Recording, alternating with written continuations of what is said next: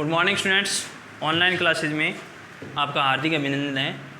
Last class में बेटा हमने अपरिमेय संख्याओं के प्रमाण को सिद्ध किया था और आज अपनी एक्सरसाइज 2 के अंदर विविध प्रश्नमाला देखते हैं। पर विविध प्रश्नमाला, विविध प्रश्नमाला में फर्स्ट क्वेश्चन है, क्वेश्चन नंबर फर्स्ट है अपना 196 के अभाज्य गुणनखंडों की घातों का योगफल होता है। क्वेश्चन नंबर फर्स्ट दिया है 196 के अभाज्य गुणनखंडों की घातों का योगफल होता है। अब देखो इस क्वेश्चन में अपने को पूछा क्या है, 196 दे दिया तो सबसे पहले बेटा इसका अभाज्य गुणनखंड करना आना चाहिए आपको। तो इसका अभाज्य गुणनखंड क्या होगा। अब इसके अंदर ऑप्शन दिया है, जैसे पहला ऑप्शन ए है उसके अंदर दे दिया इसने 1, बी के अंदर दे दिया इसने 2, सी के अंदर दे दिया 4 और डी के अंदर क्या दे दिया इसने 6। ठीक है, कई बार एक नंबर का क्वेश्चन इस प्रश्नमाला 3 नंबर के है, कई बार एक नंबर का क्वेश्चन इस प्रकार से पूछ लेता है। तो उसमें तो आपको क्या करना है, ये ऑप्शन दिए हुए नहीं आएंगे, अपने को इसका आंसर निकाल के बताना होगा। तो इसका आंसर कैसे निकालते हैं, देखो 196 के अभाज्य गुणनखंड करो। सबसे पहले अभाज्य गुणनखंड करने के लिए मैंने आपको बताया भी था, एक एक्सरसाइज भी थी अपने 2.2 इसके अंदर है अभाज्य गुणनखंड की भी थे अपने। तो सबसे पहले छोटी संख्या 1 का तो भाग सभी संख्या में जा रहा है, तो क्या देंगे 2 का भाग दिया, कितनी बार गया 9 बार और 8 बार। ठीक है, फिर 2 का भाग जा रहा है, कितनी बार गया 4 बार और 9 बार। अब कितनी बार जा रहा है बेटा, अब 7 का भाग जाएगा 7 बार और फिर 7 का 7 में जाते हैं तो 1 बार। तो 196 को क्या लिख सकते हो आप, 2 गुणा 2 गुणा 7 गुणा 7। अपने को कह रहा है घातों का योगफल ज्ञात कीजिए। क्या ज्ञात करना है, घातों का योगफल। तो इसको क्या लिखोगे, 196 बराबर 2 की घात 2 गुणा 7 की घात 2। अब केवल घात है उनका योगफल बताना है आपको। तो घात कितनी है, 2 पर भी घात 2 है, 7 पर भी घात 2 है। तो घातों का योगफल क्या हो गया, यहाँ पर लिखोगे घातों का योगफल क्या हो गया, 2 + 2 बराबर 4। तो इसका ऑप्शन कौन सा, सी ऑप्शन क्या हो जाएगा आपका, राइट हो जाएगा। तो इसमें ये ध्यान रखना है, कोई भी संख्या दे सकता है आपको, 196 के अभाज्य गुणनखंड भी दे सकता है, 206, 800 कुछ भी दे सकता है। उसके अभाज्य गुणनखंडों की घातों का योगफल ज्ञात करें तो केवल घात है। यहाँ पर अपने पास जो संख्या मतलब अभाज्य गुणनखंड है उसकी घात देख लो, 2 की घात 2, 7 की घात 1 की घात 1, वो नहीं लिखना है आपको, ये ध्यान रखना है। इसके अंदर ये भी है 1 की घात 1, लेकिन इसको आप नहीं लिखोगे, सभी के अंदर होती है ये तो सब के अंदर कॉमन होती है। ठीक है, तो इसमें 2 की घात 2 + 7 की घात 2, 2 घात 2 + 2 कितनी होगी 4। ठीक है, नेक्स्ट देखो क्वेश्चन नंबर सेकेंड है,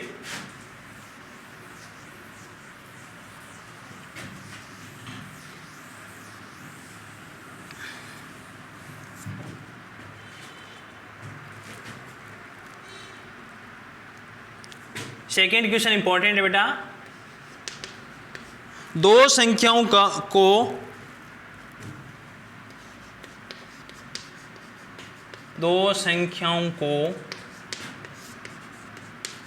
m बराबर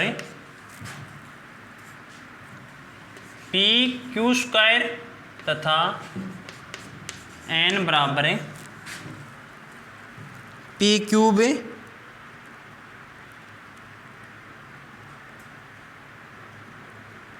p³ p की घात 3 q² के रूप में लिखा जाता है, के रूप में लिखा जाता है। तो m तथा n का महत्तम समापवर्तक बताइए। महत्तम समापवर्तक बताइए जहाँ P व Q अभाज्य संख्या है, अभाज्य संख्या। ये क्वेश्चन है आपका, ठीक है। अब इसको करने के लिए इसमें क्या कर दिया, इसने दो संख्याएं दे दी बेटा। एक पहली संख्या की दी आपको m दिए, m बराबर क्या है p और q स्क्वायर, ठीक है। m इसको क्या लिख सकते हैं, p और q कितनी बार है, 2 बार है, तो इसको लिख दिया q गुणा q, ठीक है। दूसरा n है अपने पास, n बराबर क्या है p की क्यूब और q का स्क्वायर। तो n को क्या लिख सकते हैं, p गुणा p गुणा p गुणा q गुणा q। अब इन दोनों का m तथा n, इन दोनों का क्या निकालना है आपको, HCF। क्या निकालना है, HCF, महत्तम समापवर्तक। तो क्या लिखोगे, यहाँ पर लिखोगे आप m तथा n का महत्तम समापवर्तक बराबर। देखो महत्तम समापवर्तक के लिए मैंने बताया था कि कॉमन फैक्टर मतलब उभयनिष्ठ गुणनखंड छांटने आपको।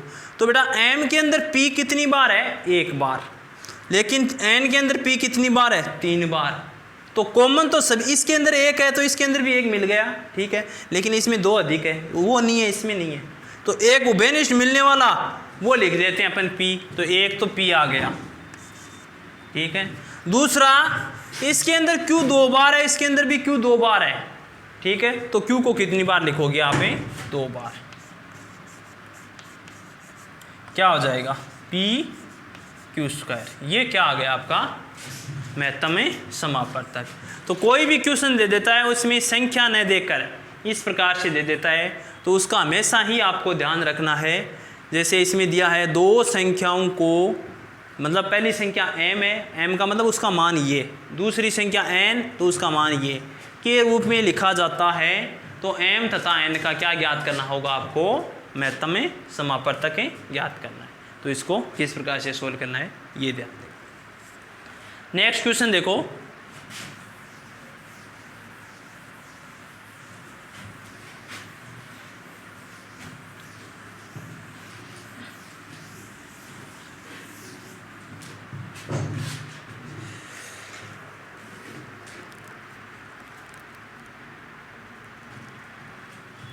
क्वेश्चन नंबर 3 है बेटा, 95 तथा 152 का महत्तम समापवर्तक ज्ञात कीजिए। महत्तम समापवर्तक, अब उसमें तो अपने को संख्या नहीं दी थी, उसमें संख्या दे दी है। तो अपन देखो 95, अब इसका मैंने 2 तरीके बताए थे आपको, कौन कौन से, एक तो यूक्लिड विभाजन परमिका से। तो इसका यूक्लिड विभाजन परमिका से ज्ञात करते हैं। क्या लिखेंगे, यूक्लिड विभाजन परमिका से क्या होगा, a बराबर बी क्यू प्लस क्या लिखा था r, और r का मान बेटा कहाँ से कहाँ तक बताया था मैंने, b से छोटा, 0 के बराबर और 0 से बड़ा होना चाहिए, यही तो बताया था। अब इसमें अपने a सबसे बड़ी संख्या है 152, ये आपका क्या हो गया, चरण नंबर फर्स्ट। या फिर इसमें अपने इस प्रकार से नहीं करके क्या करेंगे, भाग विधि के द्वारा भी याद कर सकते हैं।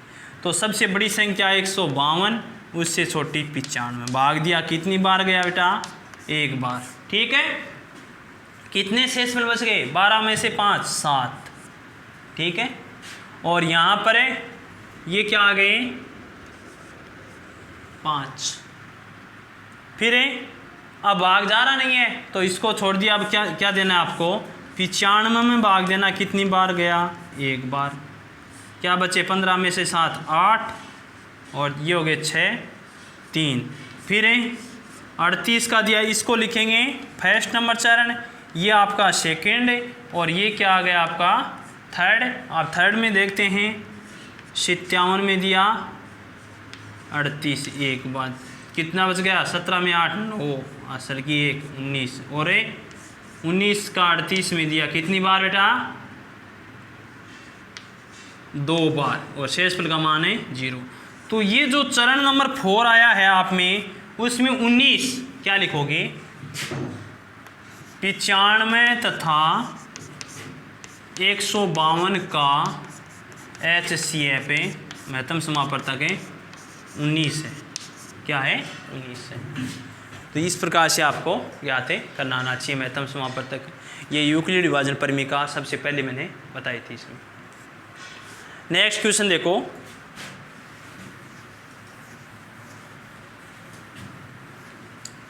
अगर प्रश्नमाला आपने ध्यान से पढ़ ली है तो विविध प्रश्नमाला बहुत आसान है बेटा, इसको आप स्वयं भी कर सकते हो।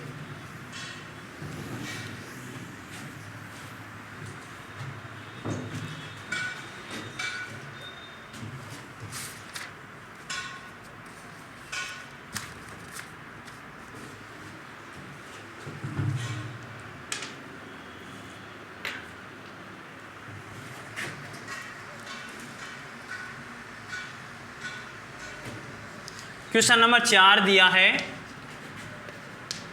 दो संख्याओं का गुणनफल 1080 हो तथा उनका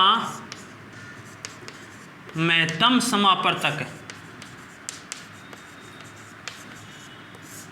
समापवर्तक 30 हो तो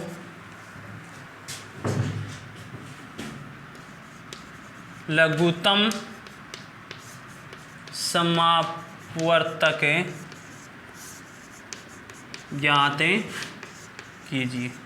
अब इसके लिए मैंने आपको एक फॉर्मूला बताया था बेटा, क्या लिखाया था वो, दोनों पूर्णांकों का गुणनफल बराबर महत्तम समापवर्तक गुणा लघुत्तम समापवर्तक। ठीक है,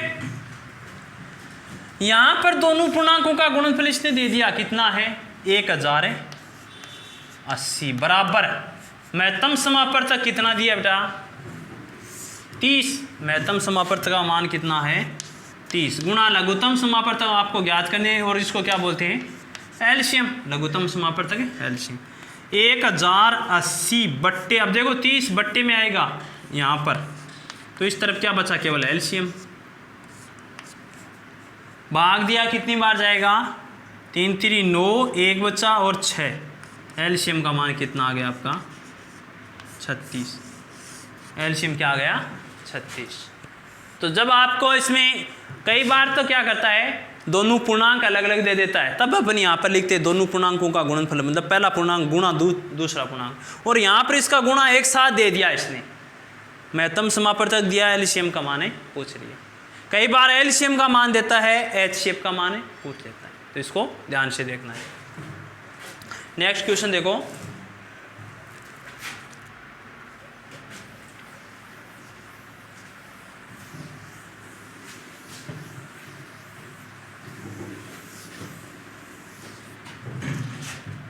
क्वेश्चन नंबर 5 देखो,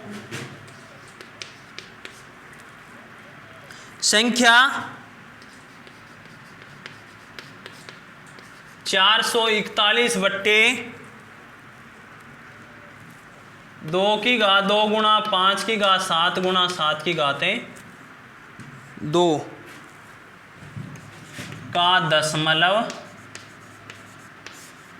प्रसार होगा। ठीक है। अब इसके नीचे ऑप्शन दिए शांत है या दोनों, इस प्रकार से। अब पहले इसमें देखो, सबसे पहले आपको इसने क्या किया, ऊपर 441 के अभाज्य गुणनखंड कर लो, ठीक है। 3 का भाग जाता है 1 बार, बच गया 1, और 4 बार बच गए 2, 7 बार, ठीक है। ये कितने हो गए, 5 और 7 12, फिर 3 का जा रहा है 4 बार, बच गए 2, 9 बार, फिर 7 का जा रहा है बेटा 7 बार, 7 का जा रहा है। तो इसको क्या लिख सकते हो आप, 441 को लिख दिया 3 की घात 2 गुणा 7 की घात 2, ठीक है। अब यहाँ पर मैंने इसको क्या लिख दिया, 3 की घात 2 गुणा 7 की घात 2 बट्टे 2 की घात 2 गुणा 5 की घात 7 गुणा की घात 2। 7 की घात 2 ऊपर भी है, 7 की घात 2 बट्टे में भी कट कैंसिल हो गया, तो क्या बच गया अपने पास, 3 की घात 2 बट्टे 5 की घात 2 की घात 2 गुणा 5 की घात 7। ये किस रूप में आ गया, ये आ गया हर, मतलब Q बराबर 2 की पावर m गुणा 5 की पावर n का रूप है। अतः है 441 बट्टे 2 की घात 2 गुणा 5 की घात 2 7 गुणा 7 की घात 2 शांत दशमलव का प्रसार है। क्या है, शांत दशमलव प्रसार है, ठीक है। इस प्रकार से इसको शांत और अशांत का भी बताया भी था आपको।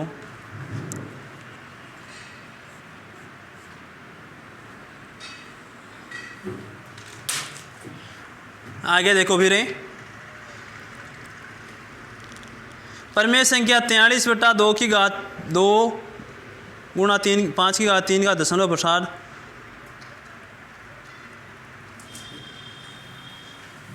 क्वेश्चन नंबर 6 देखो,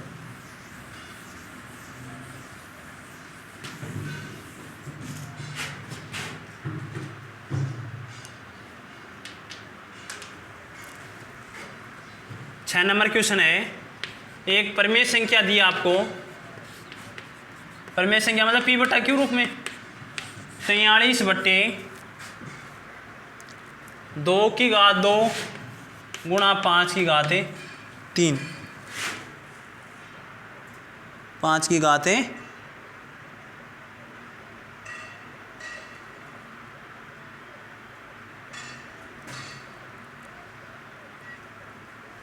3। अब इसमें पूछा है दशमलव प्रसार, दशमलव के कितने अंकों के पश्चात अंत होगा, दशमलव का प्रसार दशमलव के कितने अंक के पश्चात अंत होगा, ठीक है। इसको करने के लिए क्या करते हैं, अंश व हर को, अंश व हर को 2 से गुणा करने पर क्यों किया देखो वो देखेंगे। तो अपने पास है 43 गुणा 2 बट्टे 2 की घात 2 गुणा 5 की घात 3 गुणा 2, अंश को भी 2 से गुणा कर दिया, हर को भी 2 से गुणा कर दिया, ठीक है। अब ये ऊपर तो अपने पास हो गया बेटा 86, और यहाँ पर 2 के ऊपर घात कितनी है, 1 है। जब आधार समान हो तो घातें क्या होते हैं, आपस में जुड़ जाते हैं। तो देखो मैंने ये बताया भी था कि a की घात m गुणा a की घात n गुणा में हो तो a की घात m प्लस n, ये घातांक नियम के अंदर आता है आपका, ठीक है। तो इसमें क्या कर दिया, 2 की घात 2 प्लस 1 और 5 की घात 3, ठीक है। ये लिख दिया आपने 86 बट्टे 2 की घात 3 गुणा 5 की घात 3। अब दोनों घात आधार अलग अलग हैं, घात समान हो तो उसमें क्या होता है, a की घात m गुणा b की घात m हो तब क्या लिखते हैं, a b की घात m, ये तो लिखते हैं 9th क्लास में था आपका। तो यहाँ पर क्या आ गया, 86 बट्टे 2 गुणा 5 की घात 3, तो ये क्या आ गया 86 बट्टे 10 की घात 3, और इसको लिख दिया 86/10³ मतलब 1000। आप दशमलव लगाओ 0.086 तो कितने अंक के पश्चात है, देखो कितने अंक है, दशमलव कितने अंक के पश्चात में अंत हो गया, मतलब संख्या खत्म हो गई यहाँ पर। तो दशमलव तो यहाँ पर कितने अंक आ गए, 1 2 3, 3 अंक के पश्चात क्या लिखोगे, 3 अंक के पश्चात दशमलव, दशमलव के आगे की अंक हैं 3 अंक के पश्चात वो संख्या का पूरा भाग चला जाता है। तो इसको इस प्रकार से करना था। क्वेश्चन नंबर 7 8 9 आप कर सकते हो बेटा, आसान है एकदम। 7 में क्या होगा, सबसे न्यूनतम जिसमें √27 से गुणा करने पर एक प्राकृत संख्या होती है। तो 27 को किस प्रकार से लिखेंगे, न्यूनतम छोटी संख्या बता दूंगा। 7 नंबर है। क्वेश्चन नंबर है